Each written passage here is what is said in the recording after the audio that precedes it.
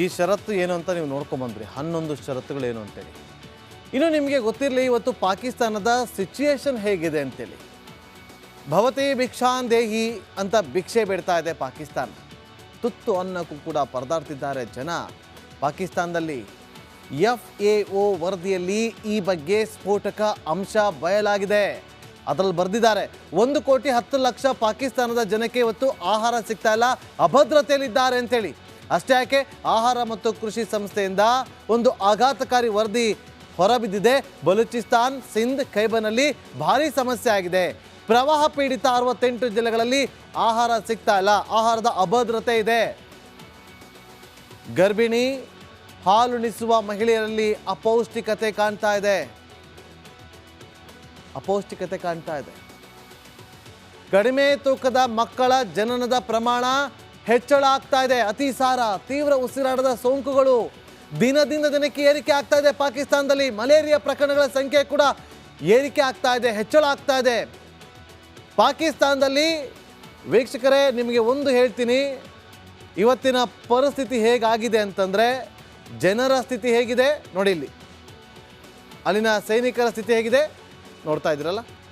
ಪ್ರಧಾನಿಗಳ ಸ್ಥಿತಿ ನೋಡಿ, ನಾನಿದ್ದೀನಿ, ಆಲ್ ಈಸ್ ವೆಲ್, ಖೇಲ್ ಖತಮ್, ನಾಟಕ ಬಂದ್.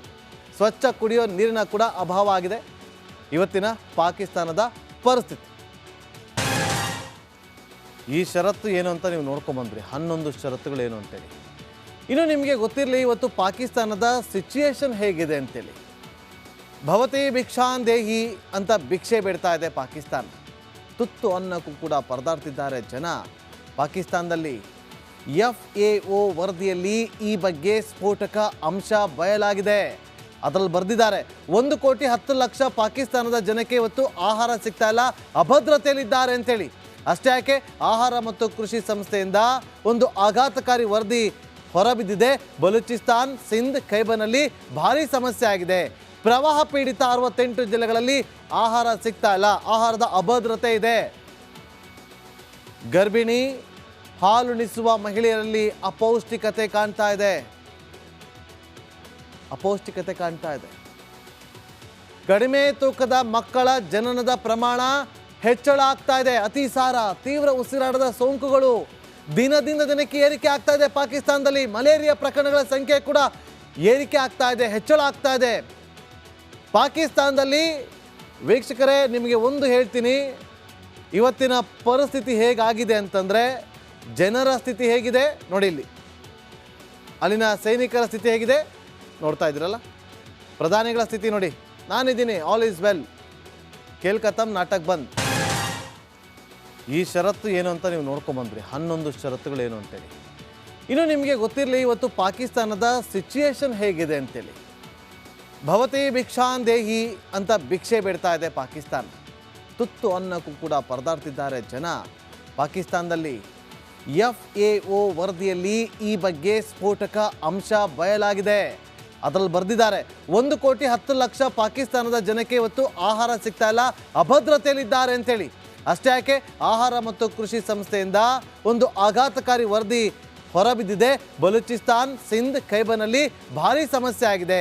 ಪ್ರವಾಹ ಪೀಡಿತ 68 ಜಿಲ್ಲೆಗಳಲ್ಲಿ ಆಹಾರ ಸಿಗ್ತಾ ಇಲ್ಲ, ಆಹಾರದ ಅಭದ್ರತೆ ಇದೆ.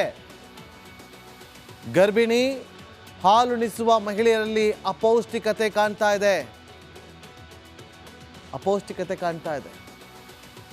ಕಡಿಮೆ ತೂಕದ ಮಕ್ಕಳ ಜನನದ ಪ್ರಮಾಣ ಹೆಚ್ಚಳ ಆಗ್ತಾ ಇದೆ. ಅತಿಸಾರ, ತೀವ್ರ ಉಸಿರಾಟದ ಸೋಂಕುಗಳು ದಿನದಿಂದ ದಿನಕ್ಕೆ ಏರಿಕೆ ಆಗ್ತಾ ಇದೆ. ಪಾಕಿಸ್ತಾನದಲ್ಲಿ ಮಲೇರಿಯಾ ಪ್ರಕರಣಗಳ ಸಂಖ್ಯೆ ಕೂಡ ಏರಿಕೆ ಆಗ್ತಾ ಇದೆ, ಹೆಚ್ಚಳ ಆಗ್ತಾ ಇದೆ.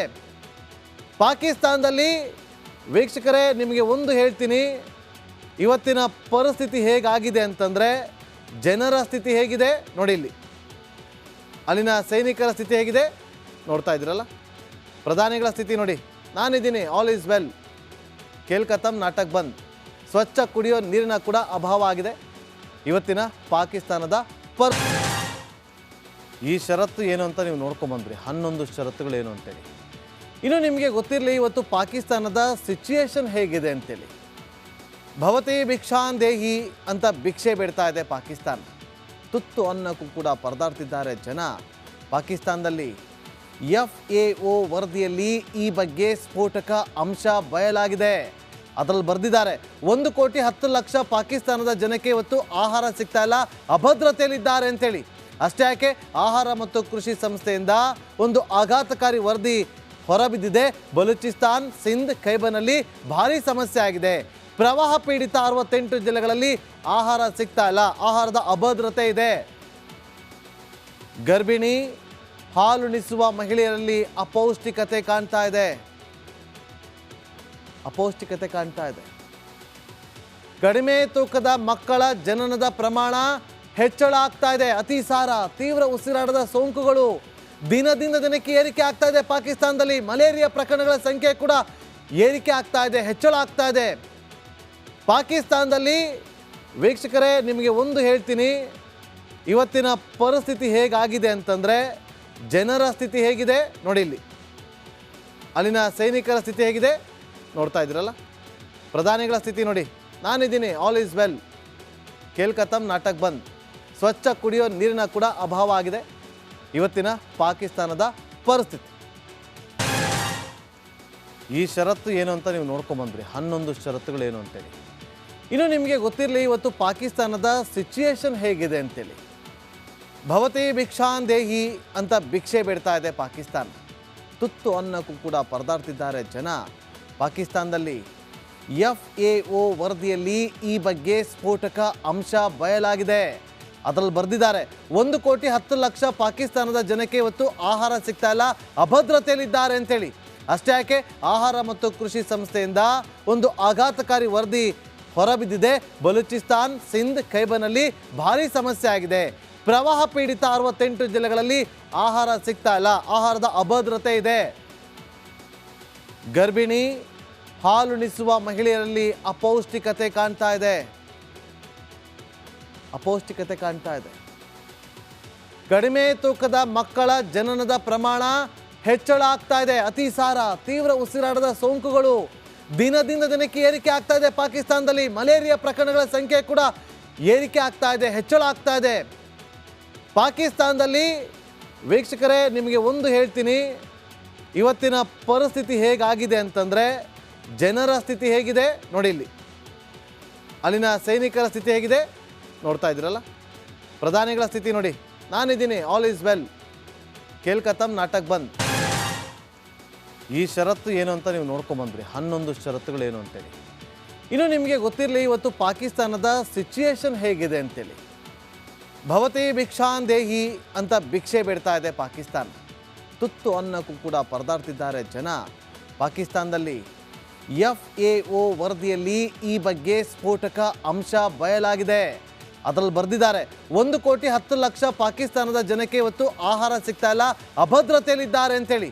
ಅಷ್ಟೇ ಯಾಕೆ, ಆಹಾರ ಮತ್ತು ಕೃಷಿ ಸಂಸ್ಥೆಯಿಂದ ಒಂದು ಆಘಾತಕಾರಿ ವರದಿ ಹೊರಬಿದ್ದಿದೆ. ಬಲೂಚಿಸ್ತಾನ್, ಸಿಂಧ್, ಖೈಬರ್ನಲ್ಲಿ ಭಾರಿ ಸಮಸ್ಯೆ ಆಗಿದೆ.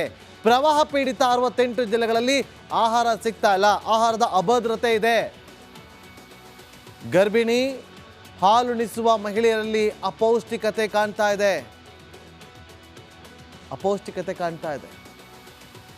ಕಡಿಮೆ ತೂಕದ ಮಕ್ಕಳ ಜನನದ ಪ್ರಮಾಣ ಹೆಚ್ಚಳ ಆಗ್ತಾ ಇದೆ. ಅತಿಸಾರ, ತೀವ್ರ ಉಸಿರಾಟದ ಸೋಂಕುಗಳು ದಿನದಿಂದ ದಿನಕ್ಕೆ ಏರಿಕೆ ಆಗ್ತಾ ಇದೆ. ಪಾಕಿಸ್ತಾನದಲ್ಲಿ ಮಲೇರಿಯಾ ಪ್ರಕರಣಗಳ ಸಂಖ್ಯೆ ಕೂಡ ಏರಿಕೆ ಆಗ್ತಾ ಇದೆ, ಹೆಚ್ಚಳ ಆಗ್ತಾ ಇದೆ.